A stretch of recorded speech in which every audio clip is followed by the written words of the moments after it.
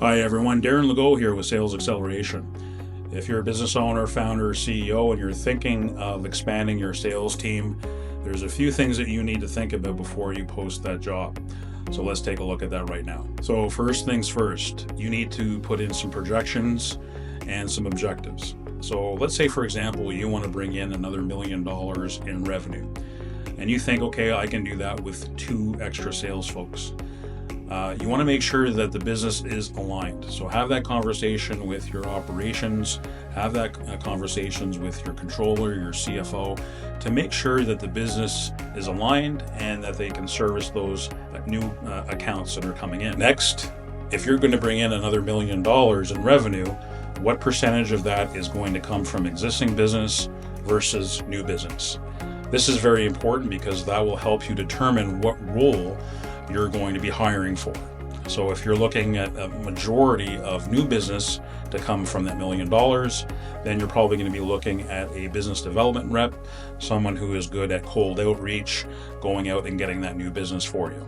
So now that you've identified the different roles that you're going to be recruiting for, very important that you put together a specific job description and also have a competitive compensation plan that incentivizes the right behaviors. You also want to make sure that your new hires are set up for success. So having a well-structured onboarding program is crucial. An onboarding program that lasts at least 90 days is well-structured, very, very specific, and involves multiple people within the business. Next, you want to make sure you have a good hiring strategy. So how are you going to find these candidates? Are you simply going to post this job on the job site? Do you have an internal recruiter in your human resources department that can help? Or you have a budget for external recruiters? And who is going to be involved in the interviewing process? Is it just going to be the founder, or are you going to have other people in the business involved in the interviewing process? That's very important. And the other thing that you need to look at is how long is this process going to last? You don't want this interviewing process to last too long because you risk losing top quality candidates. So make sure you shorten the process and have a very specific strategy.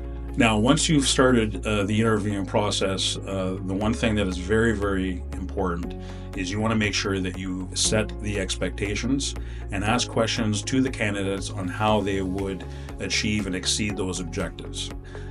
So as you can see, hiring is a lot more than just putting a job posting up and interviewing candidates. There's a strategy, there's a process behind it, because it's very difficult to find top talent and it's very difficult to keep them. So you want to make sure that you have a strategy in place to make sure that you set yourself up with success, and of course your new hires up for success. If you would like to learn a little bit more about what that looks like and how I can help you with your recruiting and hiring strategy, I'd be happy to connect. Put a comment below, send me a note, and thank you for watching.